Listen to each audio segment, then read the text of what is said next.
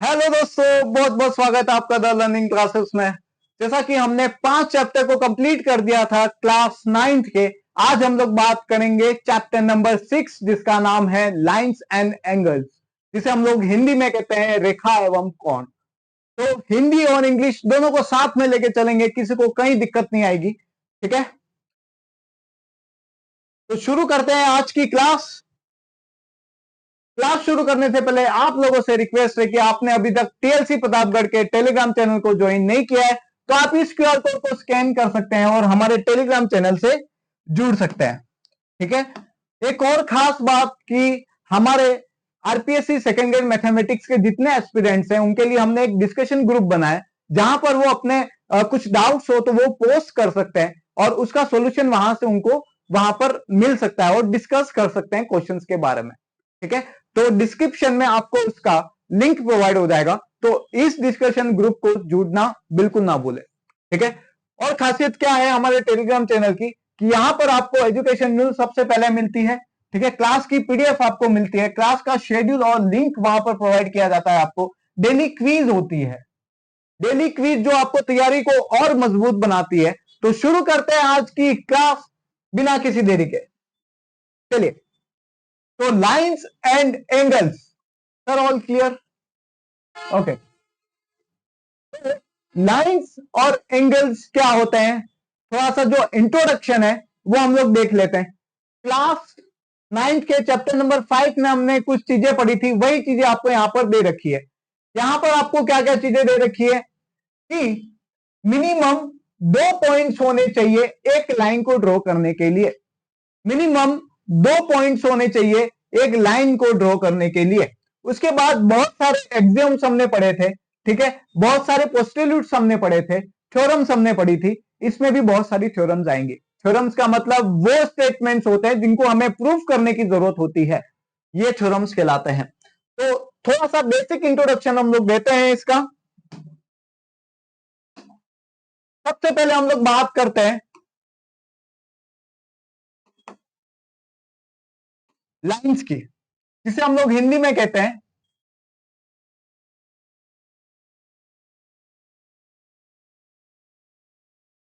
रेखा। ठीक है,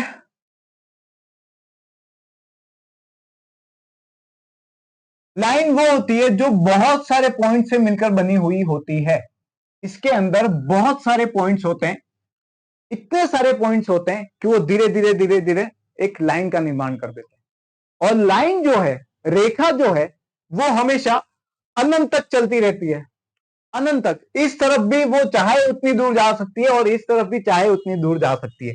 लेकिन अगर लाइन सेगमेंट की बात करें, जिसे हम लोग हिंदी में कहते हैं रेखाखंड, मतलब कि इस रेखा का एक टुकड़ा, इस रेखा का एक टुकड़े की बात करें जिसे हम लोग कहते हैं लाइन सेगमेंट। क्या कहते हैं?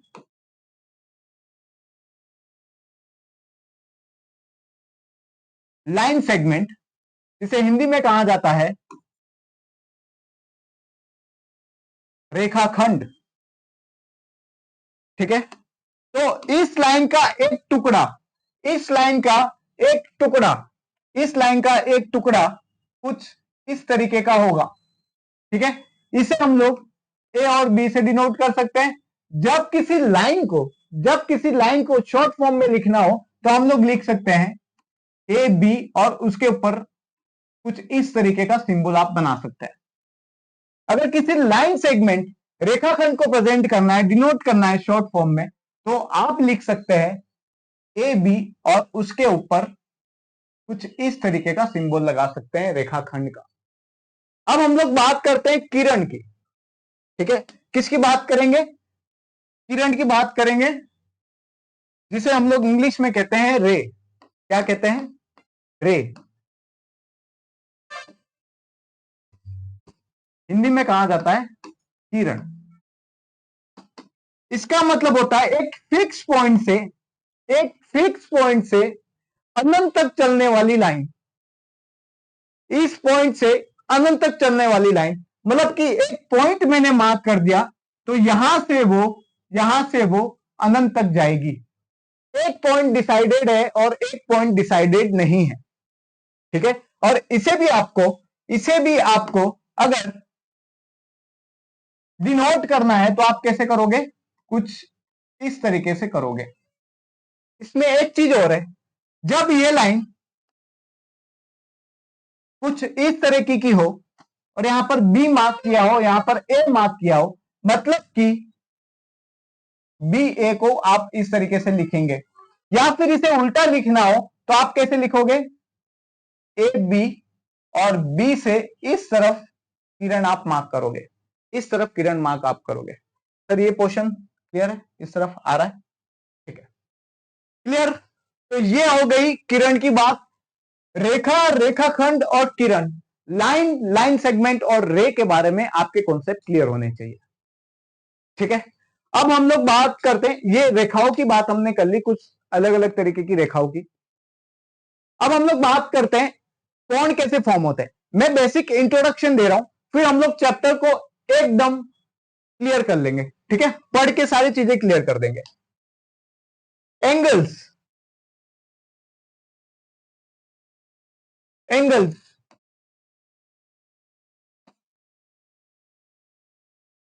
जिसे हम लोग हिंदी में कहते हैं कोण, ठीक है, जिसे हम लोग हिंदी में क्या कहते हैं, कोण कहते हैं। एक पॉइंट से अगर दो रे निकल जाए, एक पॉइंट से अगर दो रे निकल जाए, एक रे ये रही और दूसरी रे ये रही, मतलब एक फिक्स पॉइंट से दो किरणें क्या किसका निर्माण करती है, एक एंगल का निर्माण करती है, और एंगल कुछ इस तरीके से हम लोग डिनोट करते हैं, ठीक है। अगर ये ए है, इसको हम लोग बी मार्क कर सकते हैं, इसको सी मार्क कर सकते हैं, ठीक है। तो ये बेसिक इंट्रोडक्शन था कि किस तरीके से लाइंस को क्या कहा जाता है, लाइन सेगमेंट को क्या कहा जाता है, किरण किसे कहते हैं, एंगल्स किसे कहते हैं, तो ये सारी चीजें हो गई। अब हम लोग चलते हैं पेज नंबर 1 पे। पेज नंबर 1 पे क्या क्या चीजें हैं देखते हैं। एक्सियोम्स हमने पढ़े थे, बहुत सारे स्टेटमेंट्स उसके थ्रू हमने प्रूव करे थे कल की क्लास में, ठीक है।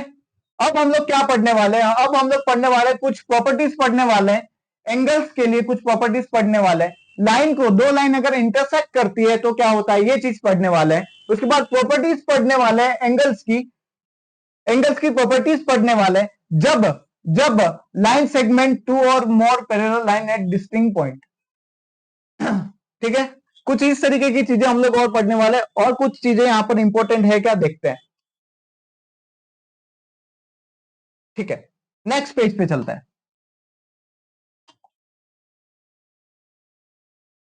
चलिए नेक्स्ट पेज क्या है।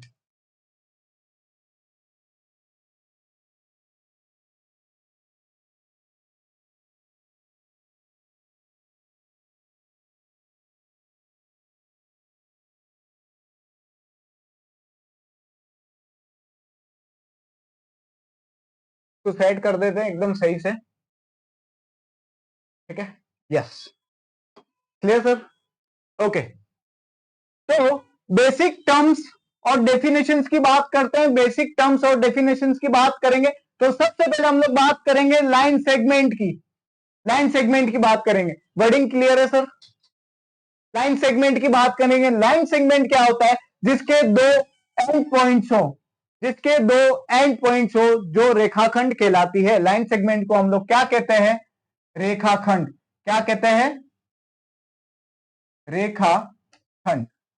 उसके बाद रे किसे कहा जाता है, रे का मतलब होता है किरण, किरण इसे कहते हैं एक फिक्स पॉइंट से, एक फिक्स पॉइंट से एक तरफ अनंत तक रेखा चलती है, उसे क्या कहते हैं, किरण कहते हैं। जैसे कि यहां पर लिखा हुआ है, a part of a line, line का एक पार्ट है जहां पर एक एंड पॉइंट हो, सिर्फ एक एंड पॉइंट हो, और दूसरी तरफ क्या हो, लाइन अनंत तक चल रही हो, ठीक है। इसे डिनोट कैसे करते हैं, ये देखिए, ये किसको डिनोट किया, लाइन सेगमेंट को, ठीक है।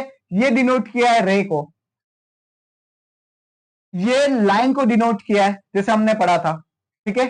अगर हम लोग सिंबल यूज ना करें, अगर हम लोग सिंबल यूज ना करें तो हम लोग कैसे डिनोट कर सकते हैं? हम लिख सकते हैं लाइन सेगमेंट ए बी, हम लिख सकते हैं रे ए बी, हम लोग लिख सकते हैं length A B, line A B. कुछ इस तरीके से हम लोग चीजें लिख सकते हैं।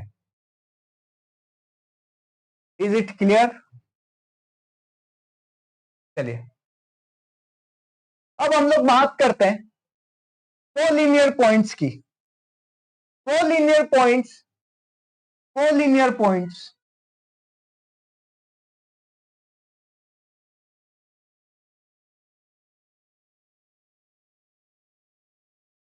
समरेख बिंदु, कोलिनियर पॉइंट्स समरेख, नाम से कुछ आइडिया लगा सकते हो? मतलब कि एक लाइन पे जितने भी पॉइंट्स हो, अगर मैं बोलूं कि 3 पॉइंट्स हैं, वो एक लाइन पर है, तो आप इन 3 पॉइंट्स को क्या कह सकते हैं? समरेख बिंदु या फिर कोलिनियर पॉइंट्स कह सकते हैं। क्या कह सकते हैं? Collinear points. जैसे कि एक पॉइंट ये रहा, एक ये रहा, एक ये रहा, ठीक है, और ये लाइन मान लो, ठीक है, point A, point B and point C. Point A B C क्या है? कोलिनियर पॉइंट्स है, कोलिनियर पॉइंट्स है। बस यही चीजें यहां पर आपको दे रखी हैं। और जो जो कोलिनियर पॉइंट्स नहीं है, कोलिनियर पॉइंट्स नहीं है, मतलब कि ये लाइन सेगमेंट है, एक पॉइंट तो यहां दे रखा है, एक यहां दे रखा है, और एक यहां दे रखा है, तो इसको हम लोग कह सकते हैं कि ये कोलिनियर पॉइंट्स नहीं है। मतलब कि इसे हम लोग कह सकते हैं असरेखीय बिंदु, ठीक है।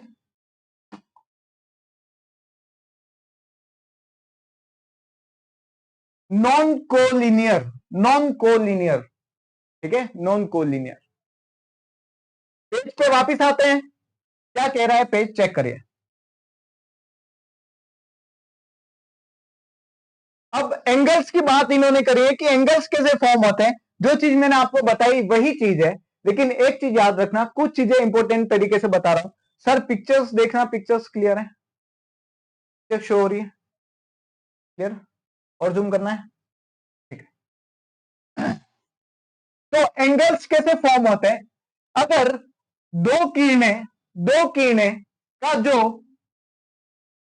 स्टार्टिंग पॉइंट है, ओरिजिनेट, मतलब कि स्टार्टिंग पॉइंट जो है वो सेम एंड पॉइंट हो, मतलब कि दो किरणें हैं, उसका एक ही पॉइंट से वो निकल रही हो, तो वो क्या कहलाती है? वो क्या कहलाती है? वो कहलाती है, ये एंगल कहलाता है। अब देखो क्या चीजें हैं, एंगल्स को किसी तरीके से डिवाइड किया गया है, उन एंगल्स के बारे में हम लोग पढ़ेंगे, ठीक है। चलिए, तो यहां पर दिख रहे होंगे किस किस टाइप के एंगल्स आपको दिख रहे। अब अगर मैं कह दूं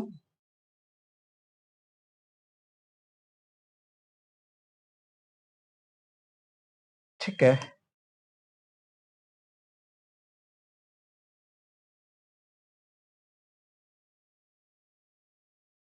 ठीक है,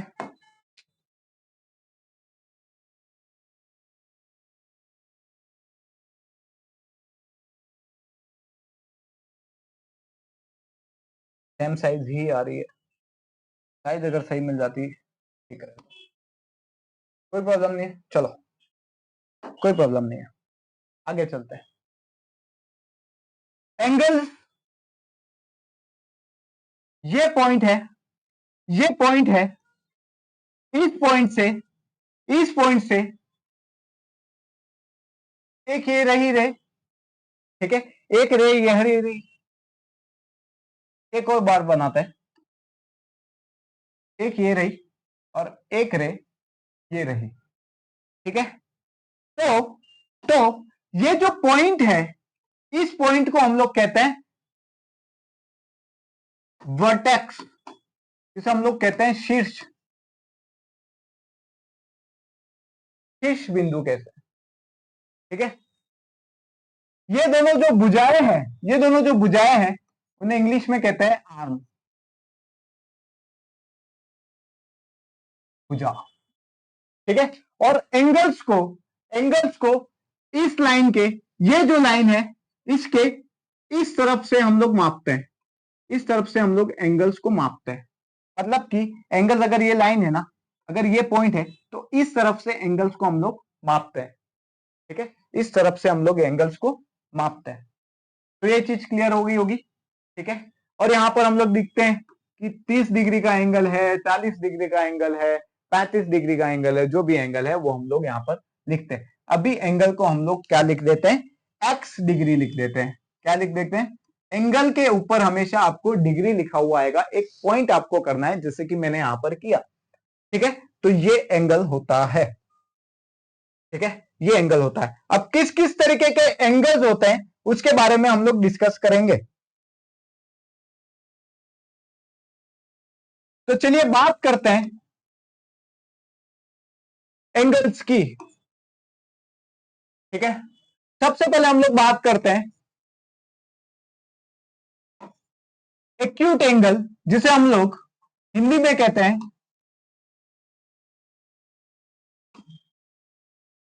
न्यून कोण। क्या कहते हैं, न्यून कोण कहते हैं। ठीक है, न्यून कोण हम लोग कहते हैं। एक बार फिर से देखते हैं,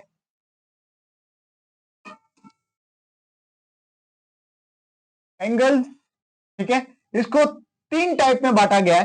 तो पहला टाइप इसका है, पहला टाइप इसका है एक्यूट एंगल, जिसे हम लोग कहते हैं, जिसे जिसे हम कहते हैं, क्या कहते हैं, एक्यूट एंगल को हम लोग क्या कहते हैं, हम कहते हैं, सर व्हाइट कलर से कुछ प्रॉब्लम तो नहीं होगी, चेक करना।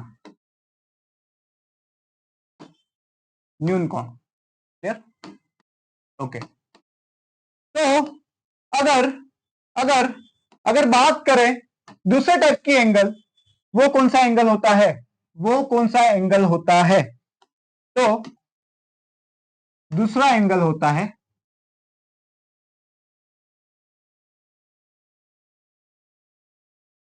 राइट एंगल, जिसे हम लोग बोलते हैं समकोण। क्या बोलते हैं, समकोण बोलते हैं। ठीक है, क्या बोलते हैं, समकोण बोलते हैं। आगे चलते हैं, एक और टाइप होता है, उस टाइप को हम लोग कहते हैं ऑब्ट्यूज एंगल। क्या बोलते हैं, obtuse angle,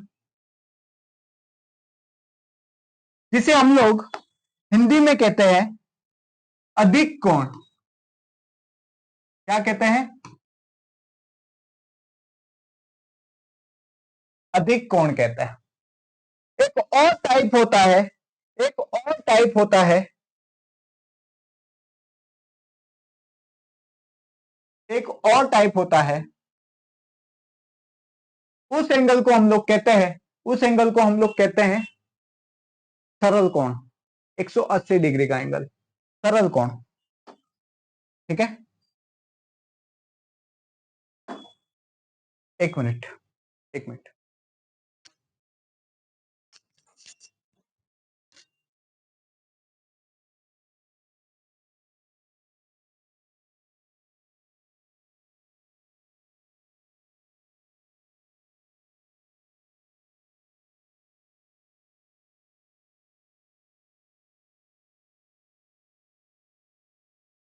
hello, hello, hello, yes. तो आगे आगे हम लोग देखेंगे, क्या देख रहे थे हम लोग, एंगल्स देख रहे थे। ठीक है,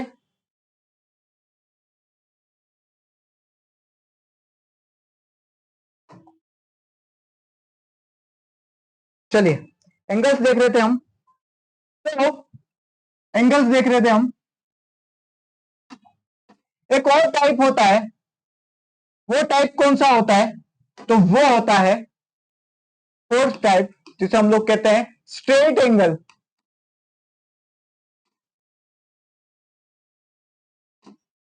जिसे हम लोग हिंदी में कहते हैं, जिसे हम लोग हिंदी में कहते हैं सरल कोण। किसे कहते हैं, क्या कहते हैं, सरल कोण। ठीक है, एक और टाइप का एंगल होता है, एक और टाइप का एंगल होता है, एक और टाइप होता है एंगल का, उस एंगल की बात करते हैं हम लोग, उस एंगल की बात करते हैं। तो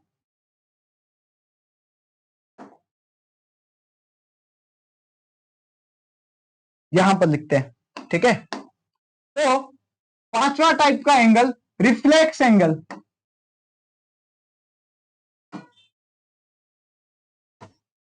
जिसे हम लोग हिंदी में कहते हैं प्रतिवर्ती कोण। क्या बोलते हैं?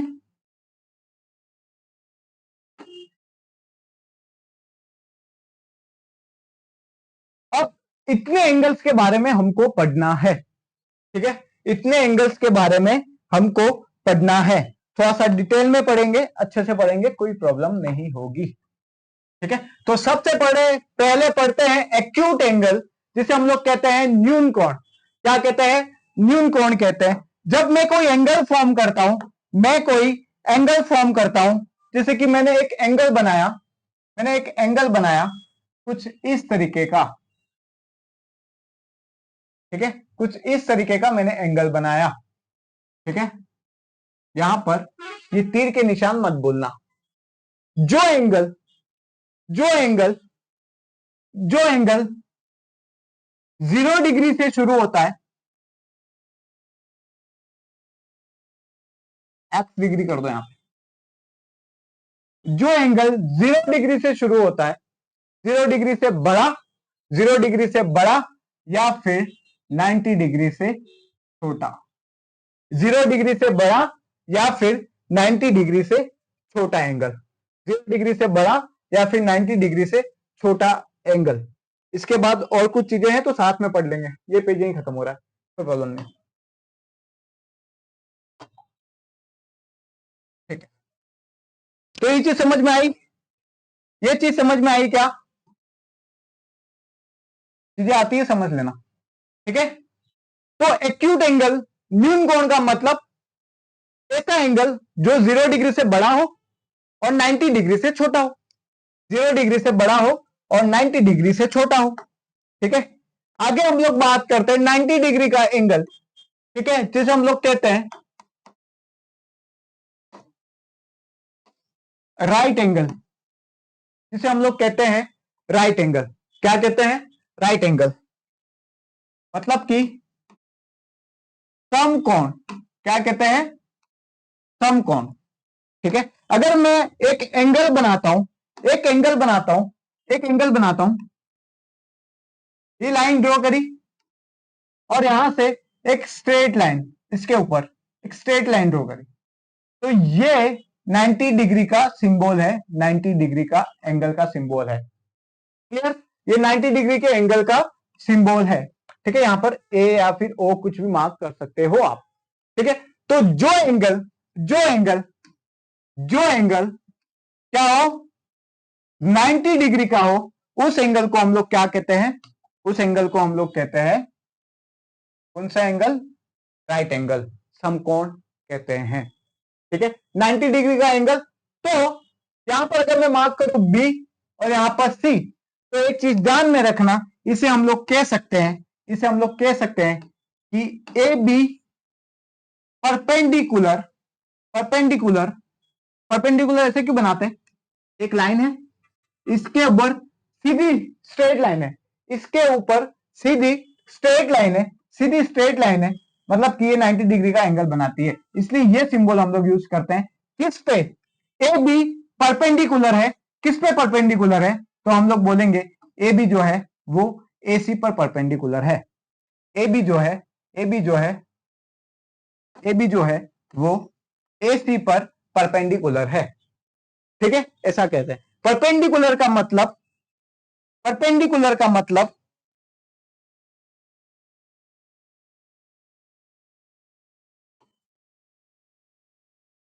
लंबवत,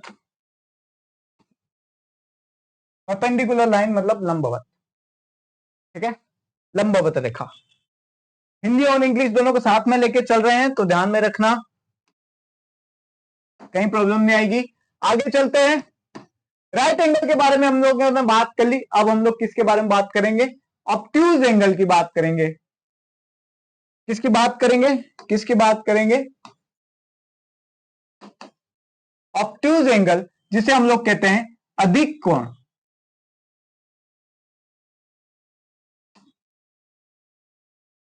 अधिक कोण कहते हैं। अगर मैं एक एंगल बनाता हूं कुछ इस तरीके का,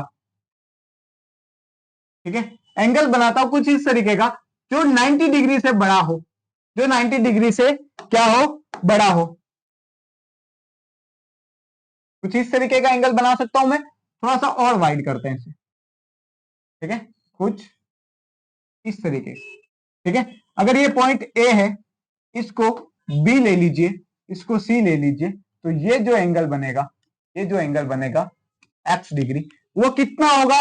वो होगा या तो 90 डिग्री से बड़ा, 90 डिग्री से बड़ा और 180 डिग्री से छोटा। 90 डिग्री से बड़ा और 180 डिग्री से छोटा होगा एंगल, ठीक है। 90 डिग्री से बड़ा, 180 डिग्री से छोटा एंगल कौन सा एंगल कहलाता है? अधिक कोण कहलाता है। आगे चलते हैं। और कौन से टाइप का एंगल है? और कौन से टाइप का एंगल है? और हमें मिलता है स्ट्रेट एंगल।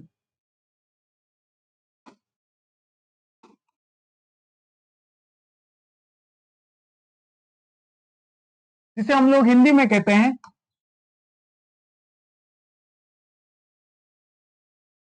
सरल कोण, ठीक है। हिंदी में क्या कहते हैं? सरल कोण। अगर ये लाइन मैंने ड्रॉ करी पहली, ठीक है, जस्ट यहां से पूरा इसके सामने एक जैसी लाइन आ जाती है, इसके सामने अगर एक जैसी लाइन आ जाती है, ठीक है, ठीक है, तो ये जो एंगल बनता है, ये जो एंगल बनता है वो बनता है 180 डिग्री का। इससे ये चीज निकल के आती है कि एक स्ट्रेट लाइन, एक स्ट्रेट लाइन 180 डिग्री का, 180 डिग्री का एंगल फॉर्म करती है, 180 डिग्री का कोण बनाती है। तो मैं यहां पर लिख सकता हूं, मैं यहां पर लिख सकता हूं कि x degree is equal to 180 degree. 180 degree के कोण को हम लोग क्या बोलेंगे? सरल कोण बोलेंगे, ठीक है। आगे बात करते हैं। उसके बाद हम लोग बात कर रहे हैं रिफ्लेक्स एंगल की। कौन से एंगल की बात करते हैं?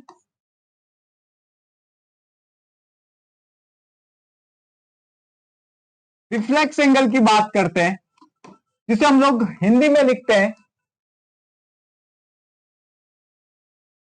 प्रतिवर्ती कोण, ठीक है। अगर ये मैंने एक पहली लाइन ड्रॉ करी, ठीक है, किरण ड्रॉ करी, और एंगल कुछ यहां से निकल के आ रहा इस तरीके से, तो ये जो एंगल है, ये जो एंगल है, वो एंगल क्या कहलाएगा? प्रतिवर्ती कोण कहलाएगा। इसको ए मार्क कर दो, इसको बी कर दो, इसको सी कर दो। तो ऐसा एंगल जो कि 180 डिग्री से बड़ा और 360 डिग्री से छोटा हो। आई बात समझ में? 180 डिग्री से बड़ा और 360 डिग्री से छोटा हो, ठीक है। उसके बाद एंगल की एक फॉर्म और बतानी रह गई, वो भी साथ में लिख देते हैं हम लोग यहां, ठीक है, और साथ में लिख देते हैं।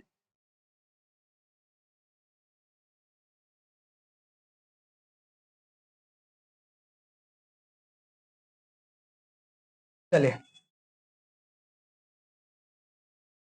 तो एक एंगल और है, एक एंगल और है कंप्लीट एंगल। कंप्लीट एंगल, ठीक है, जिसे हम लोग कहते हैं पूर्ण कोण या संपूर्ण कोण, ठीक है, पूर्ण या फिर संपूर्ण कोण, ठीक है। तो उसके बारे में हम लोग डिस्कस करते हैं, ये एंगल क्या होता है, ऑब्ट्यूज, स्ट्रेट, रिफ्लेक्स, और हम लोग बात करते हैं।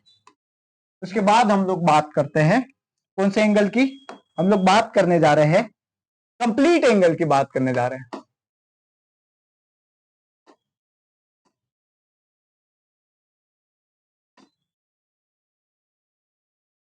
जिसे हम लोग संपूर्ण या फिर पूर्ण कोण कहते हैं, पूर्ण या संपूर्ण कोण कहते हैं। ठीक है, अगर ये एक किरण है, यहां से एक एंगल घूम के पूरा यहां पे वापिस आ जाता है, उसी लाइन पे एज इट इज वापिस आ जाता है, मतलब कि ये एंगल कौन सा हुआ, संपूर्ण कोण। ये एंगल कौन सा हुआ, संपूर्ण कोण। और संपूर्ण कोण का मतलब होता है 360 डिग्री का एंगल। तो हम लोग इससे एक चीज ये निकाल सकते हैं कि अगर मेरे पास एक पॉइंट है तो इसके चारों तरफ का एंगल, पॉइंट के चारों तरफ का एंगल 360 डिग्री होता है। पॉइंट के चारों तरफ का एंगल 360 डिग्री होता है। ठीक है, उस चीज को आगे पढ़ेंगे, आगे लिखेंगे। तो एंगल्स के बारे में हमने क्या क्या चीजें पढ़ी, लेट्स रिवाइज अगेन। सबसे पहले हमने पढ़ा एक्यूट एंगल, न्यून कोण, जो कि 0 डिग्री से बड़ा और 90 डिग्री से छोटा होता है। उसके बाद हमने पढ़ा राइट एंगल, समकोण, जो कि 90 डिग्री का होता है। उसके बाद हमने पढ़ा ऑब्ट्यूज एंगल, अधिक कोण, जो कि 90 डिग्री से बड़ा और 180 डिग्री से छोटा होता है। उसके बाद हमने पढ़ा स्ट्रेट एंगल, जिसे कहते हैं सरल कोण, जो कि 180 डिग्री का एंगल होता है। उसके बाद हमने पढ़ा प्रतिवर्ती कोण, रिफ्लेक्स एंगल, जो कि 180 डिग्री से बड़ा और 360 डिग्री से छोटा होता है। उसके बाद हमने पढ़ा कंप्लीट एंगल, जिसे कहते हैं पूर्ण कोण, ठीक है, जो कि 360 डिग्री का होता है और एक पॉइंट के चारों तरफ, एक बिंदु के चारों तरफ का कोण 360 डिग्री का होता है। ठीक है, आगे चलते हैं। इसकी पीडीएफ तो सेव कर लेना, ये तो देनी होगी।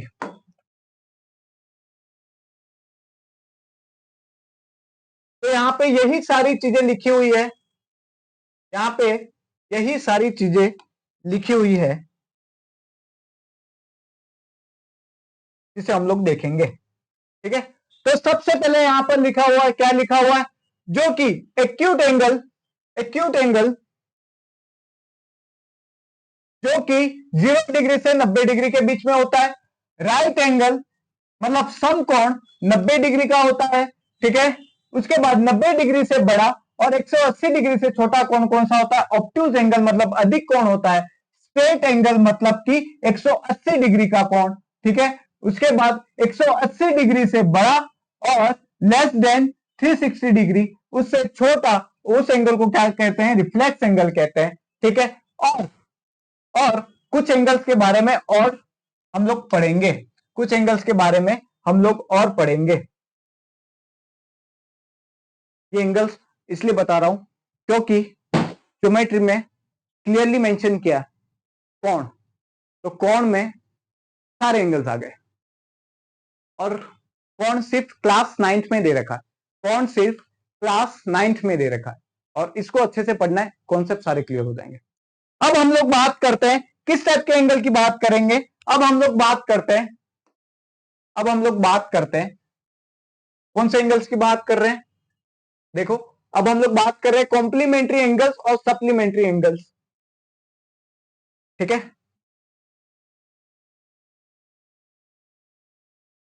कॉम्प्लीमेंट्री एंगल्स जिसे हम लोग हिंदी में कहते हैं पूरक कोण, क्या कहते हैं, पूरक कोण। मतलब कि अगर मेरे पास दो एंगल है, अगर मेरे पास दो एंगल है, एंगल को ऐसे डिनोट करते हैं, एंगल ए इसे कहा जाता है, इसे एंगल बी कहा जाता है, इसे एंगल सी कहा जाता है। ठीक है, ऐसे लिख सकता हूं मैं, इसे लिख सकता हूं। ठीक है, तो अगर दो एंगल, मैंने मान लिया एंगल ए और एंगल बी का सम, इन दोनों को जोड़ दो तो मुझे 90 डिग्री मिले, तो ये दोनों आपस में पूरक कोण है, एक दूसरे के कॉम्प्लीमेंट्री एंगल्स हैं। ठीक है, एक दूसरे के कॉम्प्लीमेंट्री एंगल्स हैं। ठीक है, ये चीज समझ में आ गई। उसके बाद हम लोग बात करते हैं सप्लीमेंट्री एंगल्स की। किसकी बात करेंगे, सप्लीमेंट्री एंगल्स की।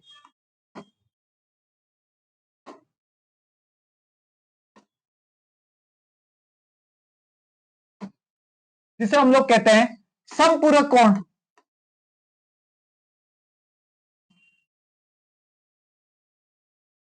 ठीक है, इसे कहते हैं समपूरक कोण। मतलब कि दो ऐसे एंगल दो ऐसे एंगल जिनका मैं सम करूं, ठीक है, तो मुझे 180 डिग्री मिलना चाहिए। तो ये एक दूसरे के सप्लीमेंट्री हैं, समपूरक कोण है। ठीक है, तो ये चीज आपको समझ में आ गई होगी। ठीक है, दिस इज क्लियर। ओके, आगे क्या चीजें हैं देखते हैं। अब हम लोग बात करते हैं एडजेसेंट एंगल की।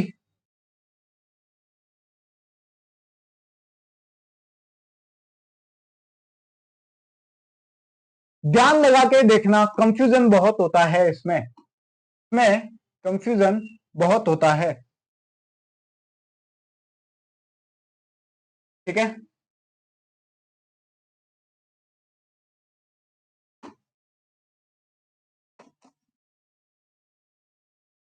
इसे हम लोग हिंदी में कहते हैं आसन्न कोण। क्या कहते हैं?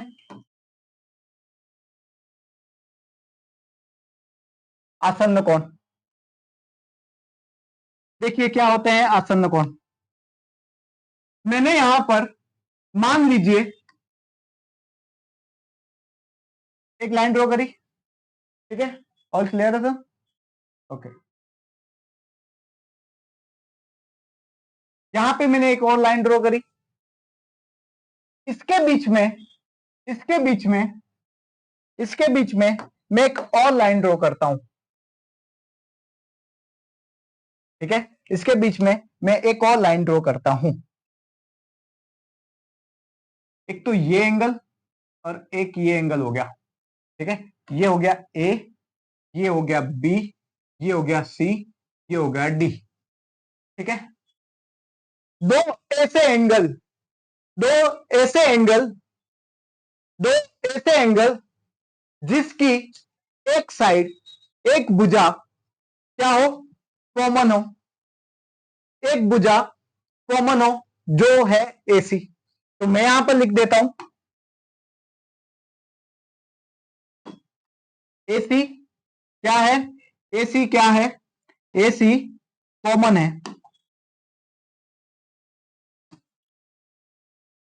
ठीक है, एसी क्या है, कॉमन है। उसके बाद इसका जो वर्टेक्स है, जो इसका शीर्ष होगा, दो कोणों का शीर्ष जो होगा वो उभयनिष्ठ होगा, मतलब कॉमन होगा। तो ये चीज मैं यहां लिखता हूं।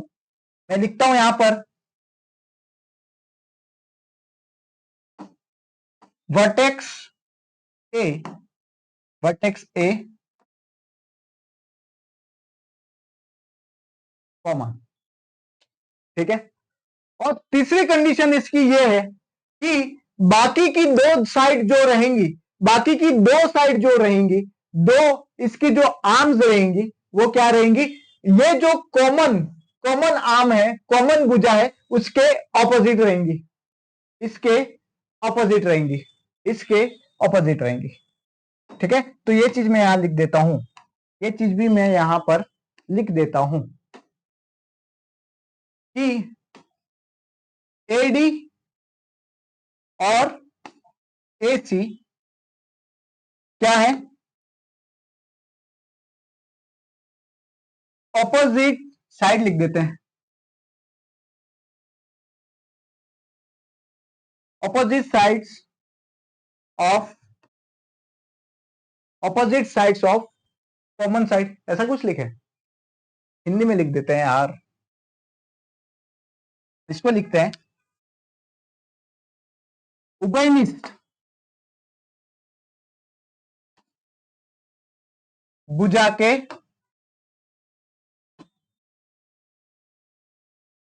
विपरीत, उभयनिष्ठ भुजा के विपरीत भुजाएं। क्लियर? तो ये हमने पढ़ लिया एडजेसेंट एंगल, आसन्न कोण। बहुत प्रॉब्लम होती है इसमें, बच्चों को बहुत प्रॉब्लम होती है।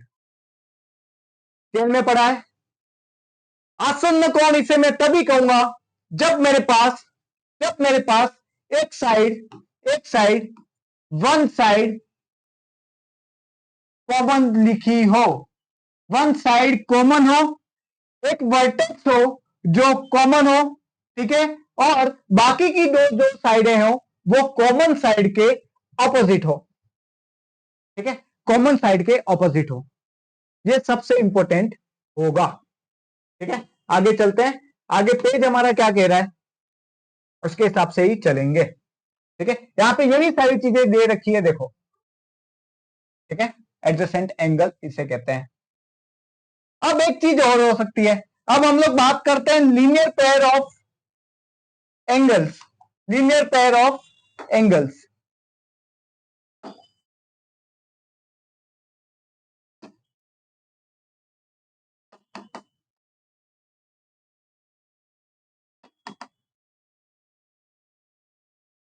लीनियर पेयर ऑफ एंगल्स जिसे हम लोग कहते हैं कोणों का रैखिक युग्म, यही कहते हैं, रैखिक युग्म ही कहते हैं।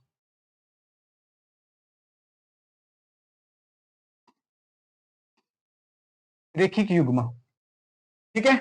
अब ये क्या होता है, तो दो ऐसे आसन्न कोण, दो ऐसे आसन्न कोण जिसका सम 180 डिग्री हो, जिसका सम 180 डिग्री हो, मतलब कि ये देखो, यहां पे पॉइंट है, यहां से ये दो रे हैं, इसके ऊपर मैंने एक लाइन यहां पे ड्रॉ कर दी, इस लाइन को अलग कलर में ले गया था, ये लो,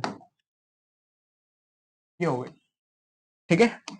इसे आप मार्क कर दो, पॉइंट ओ, ये ए, ये बी और ये सी। अब देखो ये असतन कोण है, मतलब कि एडजेसेंट एंगल है क्या, तो मैं बोलूंगा यस। इन दोनों एंगल का, इन दोनों एंगल का जो वर्टेक्स है, जो शीर्ष है वो कॉमन है, मैं बोलूंगा यस। इसका, इसकी एक भुजा, ये एंगल और ये एंगल दोनों की एक भुजा क्या है, कॉमन है।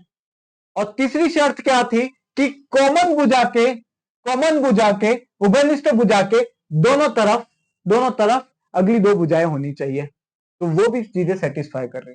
लेकिन जब ये एंगल हमने पढ़ा था स्ट्रेट एंगल, अगर एक लाइन हो, एक लाइन हो, तो ये पूरा एंगल कितना बन जाता है, 180 डिग्री बन जाता है। कितना बन जाता है, 180 डिग्री बन जाता है। तो रेखिक युग्म इसे ही कहते हैं। ये एंगल ए ले लो, ये एंगल बी ले लो, दो ऐसे आसन्न कोण, दो ऐसे आसन्न कोण जिनका योग 180 डिग्री हो, ठीक है। टू एडजेसेंट एंगल जिसका सम 180 डिग्री हो, बस सही चीज है। आगे चलते हैं, इसके अलावा और क्या पढ़ना रहेगा। क्लास थोड़ी सी लंबी होगी, चीजों को समझते हुए आगे बढ़ना। ये सारी चीजें सेकेंड ग्रेड में आएंगी, सारी चीजें सेकेंड ग्रेड में आएंगी। अब हम लोग बात करते हैं वर्टिकली ऑपोजिट एंगल्स की। किसकी बात करेंगे, वर्टिकली ऑपोजिट एंगल की बात करेंगे। ये क्लास आपको दो पार्ट में मिलेगी, ठीक है, ये क्लास आपको दो पार्ट में मिलेगी। एक तो हम लोग देखो, एक पार्ट कौन सा होगा, एंगल्स का, लाइंस वगैरह तो हमने पढ़ ली, उसको इसमें हम लोग कवर करेंगे। और एक पार्ट आपका होगा जो लाइंस होती है उसके ऊपर ट्रांसफर होता है, उस तरीके के, क्योंकि ऐसे क्वेश्चंस आते हैं, यहां से एंगल्स फाइंड आउट करने के क्वेश्चंस आते हैं, ठीक है। तो ये अलग पार्ट होगा इसका, और ये अलग पार्ट होगा, ठीक है, ये अलग पार्ट होगा। इसके बहुत सारे क्वेश्चंस हम लोग करेंगे, एनसीईआरटी के सारे क्वेश्चंस करने पड़ेंगे हमें, ठीक है, तब जाके मजा आएगा। आगे चलते हैं, आप ये मान के चलो ज्योमेट्री का 30% पोर्शन, अगर 9/10 की अगर बात करें सिर्फ, तो उसकी ज्योमेट्री का 70% पोर्शन इधर ही है, 70%। क्योंकि इसके बाद आएगा, इसके बाद क्या आएगा, इसके बाद ट्राइंगल आएगा, उसके बाद क्वाड्रिलेटरल चतुर्भुज आएगा, उसके बाद वृत्त आएगा। ये सारे चैप्टर एज इट इज आपके सेकेंड ग्रेड में मैंने पढ़ा है, ठीक है, सारे चैप्टर पढ़ा है। हम लोग किसकी बात कर रहे थे, कौन से एंगल की बात कर रहे थे, vertically opposite angle, vertically opposite angle,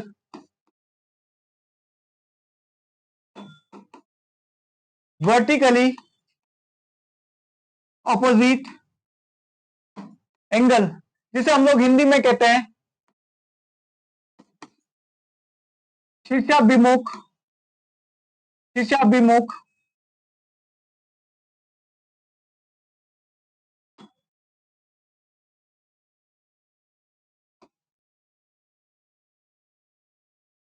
शीर्षाभिमुख कोण, ठीक है।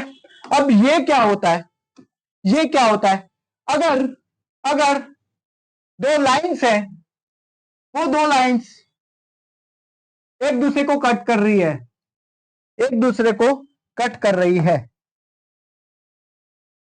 ठीक है। ये लाइंस हैं, यहां पर ए कर दो, इसको बी कर दो, इसको सी कर दो, इसको क्या कर दो, डी कर दो, इसको क्या कर दो। एक मिनट में माइक चेक कर लेता हूं। हेलो, हेलो, हाँ, ओके, ये हो गया। तो शीर्षाभिमुख कोण किसे कहते हैं, देखो, जब दो लाइन एक दूसरे को कट करती है तो एक ही पॉइंट पे कट करेंगी, तो ये वाला जो एंगल है इस एंगल के इक्वल होगा, ये एंगल इस एंगल के इक्वल होगा। दूसरी चीज, ये जो एंगल है, ये जो एंगल है वो इस एंगल के इक्वल होगा, इस एंगल के क्या होगा, इक्वल होगा, इस एंगल के इक्वल होगा। तो यहां पर लिख देता हूं मैं, एंगल्स लिख देता हूं मैं यहां पर, तो आपको पता चल जाएगा, ये एंगल 1, ये एंगल 2, ये एंगल 3 और ये एंगल 4, ठीक है। तो मैं यहां पर लिखूंगा angle 1 is equal to angle 3, angle 4 is equal to angle 2, ठीक है। तो ये हो गया आपका शीर्षाभिमुख कोण, ठीक है, ये हो गया आपका शीर्षाभिमुख कोण। ये वर्टिकली ऑपोजिट एंगल क्या होता है, जब दो लाइन क्रॉस कर रही है तो आमने सामने वाले ये वाला और ये वाला एंगल और ये वाला और ये वाला एंगल क्या होता है, इक्वल होता है। अब मुझे बताओ, एक चीज दिख रही है, सीडी एक लाइन है, सीडी एक लाइन है, तो एंगल 1 और एंगल 2, एंगल 1 और एंगल 2 एडजेसेंट एंगल है, आसन्न कोण है ना। देखो यहाँ पे कॉमन वर्टेक्स, उसके बाद कॉमन लाइन, ठीक है, उसके बाद दोनों ऑपोजिट एंगल्स इधर। और दूसरी चीज और, अगर ये लाइन का फॉर्म कर रही है तो एक लीनियर पेयर भी तो बना रहा है, रेखिक युग्मज भी तो ये है। तो मैं यहां पर लिख देता हूं ताकि आपको याद रहेगा, angle 1 plus angle 2 is equal to 180 degree, रेखिक युग्म लिख दो या फिर लीनियर पेयर लिख दो, ठीक है। वैसे ही एंगल 4 एंड एंगल 3, इसके इस तरफ भी तो 180 डिग्री होगा, इस लाइन के इस तरफ भी 180 डिग्री होगा, एंगल 1 और एंगल 4 को सम कर दो, इस तरफ भी एंगल 2 एंगल 3 का सम कर दो तो 180 डिग्री होगा। ये सिर्फ एक एंगल मैंने लिख दिया, तो उस चीज का ध्यान में रखना। आगे चलते हैं, आगे हमारा पेज इतना ही था, आगे चलते हैं। अब हम लोग बात करेंगे, अब हम लोग बात करेंगे, किसकी बात करेंगे, लाइंस की, लाइंस की थोड़ी बात करेंगे हम लोग क्लियरली, ठीक है। तो लाइंस क्या कहती है, लाइंस दो टाइप की होती है, लाइंस दो टाइप की होती है, लाइंस दो टाइप की होती है। एक टाइप तो होता है इंटरसेक्टिंग और दूसरा टाइप होता है नॉन इंटरसेक्टिंग, ठीक है, नॉट इंटरसेक्टिंग। एक टाइप होता है इंटरसेक्टिंग और दूसरा टाइप होता है नॉन इंटरसेक्टिंग। इंटरसेक्टिंग का मतलब एक दूसरे को टच करेंगी और नॉन इंटरसेक्टिंग का मतलब एक दूसरे को टच नहीं करेगी, ठीक है, एक दूसरे को टच नहीं करेगी। सर फोटोज क्लियर है, ठीक है, और थोड़ा सा जूम कर देता हूं, कोई प्रॉब्लम नहीं, ठीक है। तो ये जो लाइंस है, इंटरसेक्टिंग लाइंस का मतलब, इंटरसेक्टिंग लाइंस का मतलब लाइंस क्या कर रही है, एक दूसरे को काट रही है। और नॉन इंटरसेक्टिंग मतलब, नॉन इंटरसेक्टिंग लाइन का मतलब parallel lines, parallel lines. Parallel lines की एक खासियत यह होती है, पैरेलल लाइन का मतलब होता है समांतर रेखा है, पैरेलल लाइंस का मतलब होता है, क्या होता है, समांतर, समांतर रेखा है। पैरेलल लाइंस में क्या होता है, स्पेशली पैरेलल लाइंस में अगर लंबवत दूरी देखूं, यहां से ये लंब है, ठीक है, दोनों तरफ, तो समान होती है हर जगह। हर जगह ये लेंथ जो है, परपेंडिकुलर लेंथ जो है, वो क्या होगी, इक्वल होगी। परपेंडिकुलर लेंथ क्या होगी, इक्वल होगी। ये सारी लेंथ इक्वल होगी, कहीं से भी ले लो। मतलब ये लाइंस कभी भी एक दूसरे को टच नहीं कर सकती। ये लाइंस कभी भी एक दूसरे को टच नहीं कर सकती। दूसरी चीज ये हो सकती है, एक परपेंडिकुलर लाइंस के बारे में हमने पढ़ा था, जस्ट एसी लाइंस, नीचे उसका बेस और उसके ऊपर सीधी खड़ी लाइन, मतलब कि ये 90 डिग्री का एंगल बनाएंगी। इसको बोलते हैं परपेंडिकुलर लाइंस, जिसे लंबवत रेखाएं कहते हैं। आगे चलते हैं।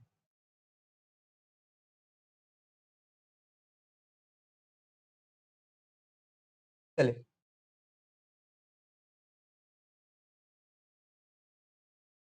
यहां पर लिखा हुआ है this equal length is called the distance between the parallel lines. ठीक है, क्लियर है। पेयर्स ऑफ एंगल, एंगल्स के पेयर के बारे में हम लोगों को पढ़ना है। एंगल्स के पेयर के बारे में हम लोग पढ़ना है। तो सबसे पहले हम लोग पढ़ चुके हैं, कौन सा पेयर पढ़ चुके हैं, लीनियर पेयर पढ़ चुके हैं, रेखिक युग्म पढ़ चुके हैं। रेखिक युग्म हम लोग पढ़ चुके हैं। ठीक है, दो ऐसे आसन्न कोण, मतलब कि इस एंगल्स को मैं कह सकता हूं एंगल AOC और एंड एंगल BOC। ये AO और ये AOC और ये COB या फिर BOC। ठीक है, तो ये दोनों एंगल कौन से हैं, एडजेसेंट एंगल है। कौन से एंगल है, एडजेसेंट एंगल है। ठीक है, इसे आसन्न कोण भी कहा जाता है। और जिन आसन्न कोण का योग 180 डिग्री होता है, 180 डिग्री होता है, तो वैसे एंगल्स को हम लोग लीनियर पेयर्स ऑफ एंगल्स, उन दोनों एंगल्स के युग्म को क्या कहेंगे, हम लोग लीनियर पेयर कहेंगे। बस यही चीज यहां पर लिखी हुई है। अब हम लोग टाइम सेव करेंगे, क्योंकि चीजें बहुत इजीली, बहुत डीप में हमने पढ़ी, बहुत अच्छे से पढ़ी। ठीक है, तो यहां पर लिखा हुआ है angle AOC, angle angle AOC और BOD, ऐसा पढ़ा था ना, ऐसा एंगल था, ये ऐसा एंगल था AOC और यहां पे था B। AOC और BOC का सम कितना होता है, 180 डिग्री होता है। तो यही चीज है। आगे चलते हैं अगले पेज पे, आगे चलते हैं अगले पेज पे। अगला पेज क्या कह रहा है, एक्सियोम आ गया, एक्सियोम आ गया। चलो, बहुत इजी है, बहुत इजी है। सांस लो गहरी और फिर आ जाओ रण में वापिस। ठीक है, सांस लो गहरी, गहरी सांस लो। 1 मिनट, इसको थोड़ा सा लोड हो जान दो। आई होप आप सबकी तैयारी बहुत अच्छे से चल रही होगी। ठीक है, और बहुत अच्छे से मेहनत कर रहे होंगे। और एक चीज और कहना चाहूंगा कि RD शर्मा को सॉल्व करना बिल्कुल नहीं भूलना है। RD शर्मा को सॉल्व करना बिल्कुल नहीं भूलना है। एक्सियोम की बात करते हैं। एक्सियोम क्या कह रहा है, एक्सियोम 6.1, अगर एक किरण एक लाइन पर खड़ी है, एक किरण एक लाइन पर खड़ी है, तो जो दो एंगल्स बनते हैं उसको आसन्न कोण कहते हैं, और उनका एंगल कितना बनता है, सम कितना बनता है, 180 डिग्री बनता है। यही तो चीज लिखी है, यही तो चीज मैंने बताई थी अभी, यही तो चीज मैंने आपको बताई है अभी। एक बार फिर से देखो, पेज को और जूम कर देता हूं। चलो, अगर एक किरण एक किरण एक किरण एक लाइन पर है, ठीक है, if a ray stands on a line, then the sum of two adjacent angle so form is 180 degree. Adjacent angles का सम कितना होगा, 180 डिग्री। ठीक है, और जिनका सम 180 डिग्री होता है, जिन एडजेसेंट एंगल का सम 180 डिग्री होता है, वो लीनियर पेयर ऑफ एंगल्स कहा जाता है। बस यही चीज है। इसका उल्टा भी कह सकते हैं, अगर एक लाइन है, ठीक है, उसके ऊपर इसके ऊपर अगर उसका सम जो है, दो एंगल्स बने हुए, उसका सम 180 डिग्री है, तो एंगल्स एडजेसेंट एंगल होंगे, या फिर उसके ऊपर एक लाइन होगी, उसके ऊपर एक लाइन होगी, तो यहां चीज लिखी हुई है,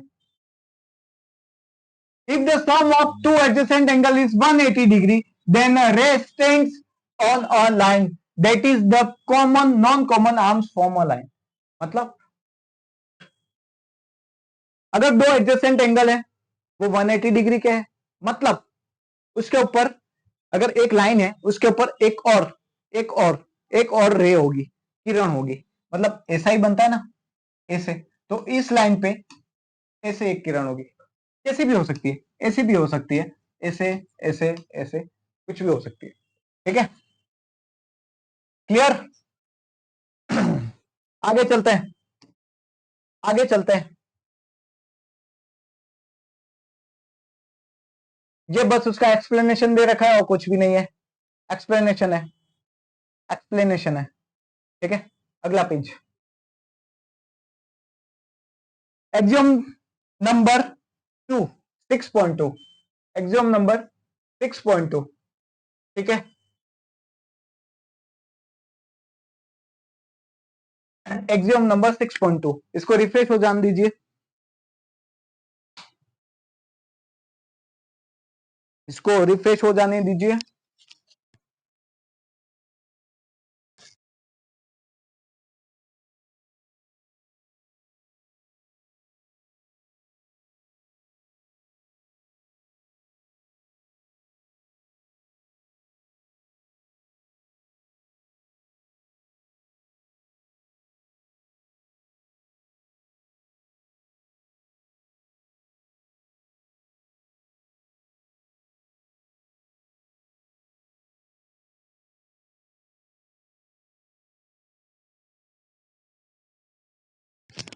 चलिए, पेज आ गया हमारा, एक्सियम नंबर 6.2, ठीक है। क्या कहना चाह रहा है, वही लाइन है कि if the sum of two adjacent angle is 180 degree then the non common arms of the angles form a line. कुछ नहीं है कि अगर दो एडजेसेंट एंगल है जिसका सम 180 डिग्री है, तो यहां पर एक लाइन बनेगी, यहां नीचे एक लाइन बनेगी, बस यही चीज है, यहां पर नीचे एक लाइन बनेगी, बस यही चीज है। अब हम लोग बात करते हैं थ्योरम की, अब हम लोग बात करते हैं थ्योरम की। भाई यही चीज है यहां पर कि if two lines intersect each other then the vertically opposite angles are equal. Prove करना आना चाहिए, बहुत ज्यादा इंपॉर्टेंट है, बहुत ज्यादा इंपॉर्टेंट है। तो कैसे प्रूव करेंगे हम लोग इसे, कैसे प्रूव करेंगे, देखो कैसे प्रूव करेंगे, इस थ्योरम को प्रूव करते हैं। अगर दो लाइंस है जो एक दूसरे को इंटरसेक्ट कर रही है, ठीक है, इसे लिख दो ए, इसे लिख दो बी, इसे लिख दो सी और इसे लिख दो डी। आप बोलोगे सर आप प्रूफ क्यों करवा रहे हो, प्रूफ तो नहीं आने वाला ना हमारे, लेकिन एक चीज बता दूं, दिमाग कैसे आगे आपको काम करवाना है, दिमाग से कैसे काम करवाना है, ठीक है, वो तभी पता चलेगा तब ज्योमेट्री के एनसीईआरटी के क्वेश्चन सॉल्व करोगे, ठीक है, तभी पता चलेगा, वरना पता नहीं चलेगा, ठीक है, बहुत ज्यादा इंपॉर्टेंट है। थ्योरम है, चलिए, तो ये एंगल्स और ये एंगल और ये वाला एंगल, ये दोनों क्या होने चाहिए, क्या होने चाहिए, क्या होने चाहिए, इक्वल होने चाहिए। कौन कौन से, ये वाला और ये वाला, और दूसरा कौन सा, ये वाला एंगल और ये वाला एंगल, ठीक है, इसको यहां पे ओ मार्क कर दो, ठीक है। कैसे मैं निकाल सकता हूं, कैसे मैं निकाल सकता हूं, क्या मैं ये कह सकता हूं, क्या मैं ये कह सकता हूं, क्या मैं ये कह सकता हूं कि ये एंगल और ये एंगल मिलके 180 डिग्री बना रहे हैं, क्यों, क्योंकि ए और बी एक नॉर्मल सीधी लाइन है, तो ये वाला एंगल और ये वाला एंगल पूरा 180 डिग्री होगा, पूरा 180 डिग्री होगा, करेक्ट, पूरा 180 डिग्री होगा। ये एंगल 180 डिग्री होगा। एक लाइन पे एंगल कितने का बनता है? 180 डिग्री का बनता है। तो मैं यहां पर लिखूंगा angle AOD plus angle DOB is equal to 180 degree. Given even और प्रूफ क्या बोलते हो, बहुत सारी चीजें, कंस्ट्रक्शन वगैरह, वो सारी चीजें नहीं लिखेंगे, सिर्फ प्रूफ देखेंगे। ठीक है, इजी वे में देखेंगे। उसके बाद क्या मैं यहां पर भी तो देख सकता हूं, यहां पर भी तो देख सकता हूं। देखो क्या देख सकता हूं, ये लाइन, ये भी तो एक लाइन है, सीडी भी तो एक लाइन है, सीडी भी तो एक लाइन है। तो ये एंगल भी तो 180 डिग्री होगा, ये एंगल भी तो 180 डिग्री होगा। आप बोलोगे कि angle DOB plus angle BOC is equal to 180 degree. Things which are equal to same thing that is equal to one another। ये चीज याद आ रही? अगर ये दोनों 180 डिग्री है, इसकी वैल्यू भी 180 डिग्री है, इसकी वैल्यू भी 180 डिग्री है, तो ये दोनों भी तो इक्वल होंगे, ये दोनों भी तो इक्वल होंगे। तो मैं यहां पर लिख सकता हूं angle AOD plus angle DOB is equal to angle angle वापिस लिखते हैं angle AOD plus angle DOB is equal to angle DOB plus angle BOC। इन दोनों को मैंने इक्वल लिख दिया, क्योंकि अगर मैं बोलूंगा कि मेरे पास एक चॉकलेट है और मैं बोलूंगा कि मेरे पास एक इक्लेयर चॉकलेट है तो एक ही ना, दोनों के पास एक ही है। ठीक है, तो अगर ये 180 डिग्री है, ये भी 180 डिग्री है, तो ये दोनों बराबर हो जाएंगे, ये दोनों बराबर हो जाएंगे। तो मैंने यहां लिख दिया। तो अगर DOB यहां पर भी है, DOB यहां पर भी है, अगर इसको इस तरफ ले जाता हूं तो माइनस का हो जाएगा, ये दोनों तो कैंसिल आउट हो जाएंगे। तो मैं यहां पर डायरेक्ट ही इसको कट कर देता हूं, ये दोनों कट। देखो जादू, जादू।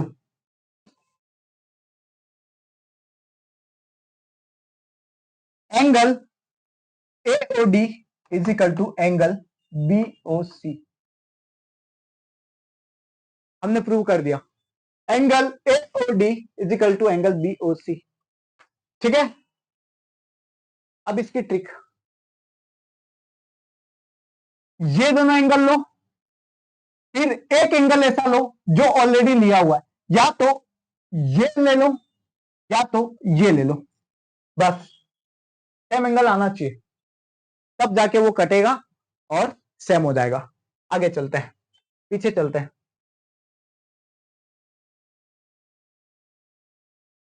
क्या चीजें और हैं इसमें, बस यही चीजें। आगे चलते हैं नेक्स्ट पेज पे, आगे चलते हैं नेक्स्ट पेज पे।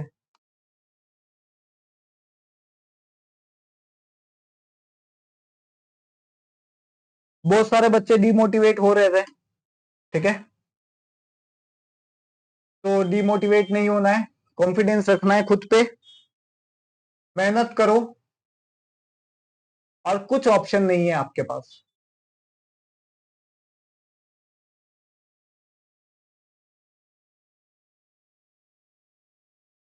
और कुछ ऑप्शन आपके पास नहीं है। आगे क्वेश्चन क्या कह रहा है, देखो। अब ऐसे क्वेश्चंस आरपीएससी सेकंड ग्रेड में आते हैं, ऐसे क्वेश्चंस आरपीएससी सेकंड ग्रेड में आते हैं। यहां पर एक पिक्चर दे रखी है 6.9। क्या पिक्चर क्लियर है?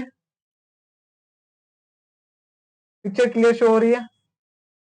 और जूम करना है, इसके ऊपर मैं ड्रॉ कर देता हूं, चलो इसके ऊपर मैं ड्रॉ कर देता हूं। ठीक है,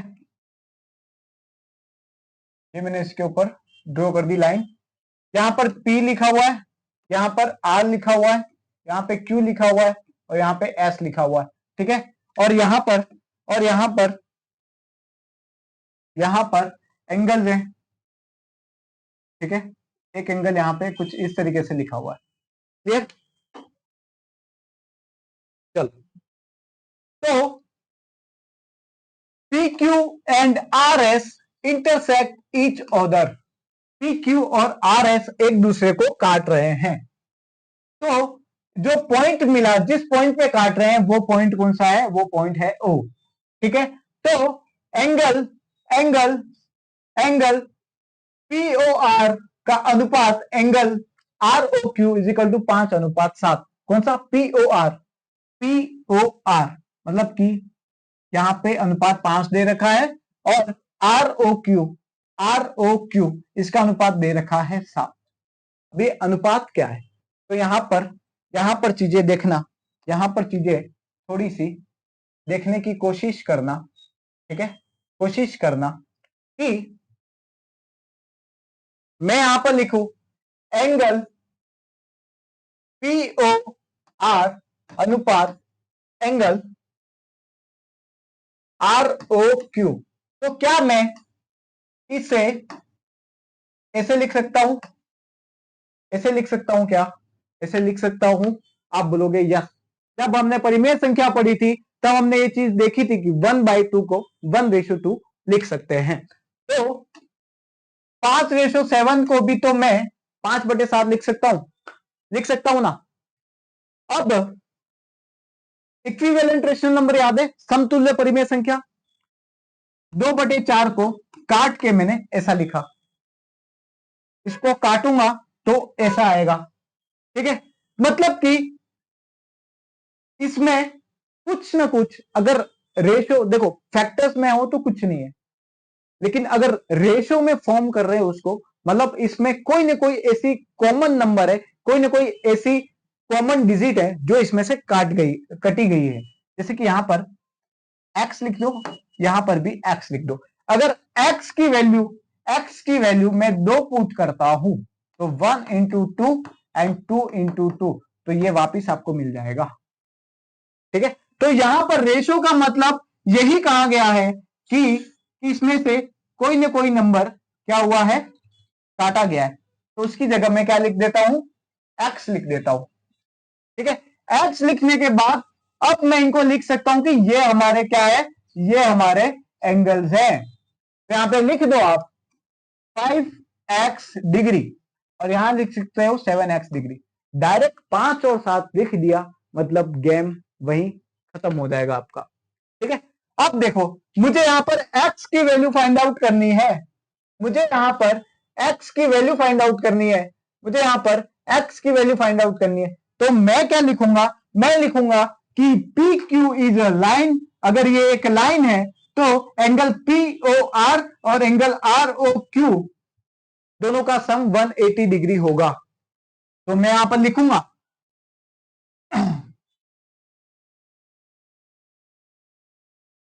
एंगल, डायरेक्ट लिख दूं ये एंगल और ये एंगल का सम 180 डिग्री। तो 5x plus 7x is equal to 180 degree. तो आप यहां लिखोगे 12x is equal to 180 degree. तो x की वैल्यू आपके पास आ जाएगी 180/12, 180/12, 180/12, ठीक है? x की वैल्यू आप लोग फाइंड आउट कर सकते हो 180/12, ठीक है? काटो काटो काटो। क्या किया हमने? क्या किया?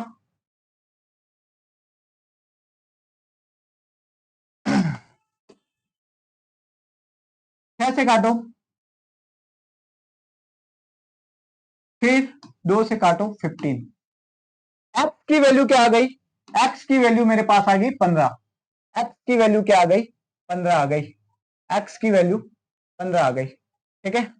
तो अब मैं लिख सकता हूं कि 5x मतलब कि 5 इंटू 15 और 7x मतलब 7 इंटू 15, दोनों एंगल्स की वैल्यू हमने फाइंड आउट कर ली।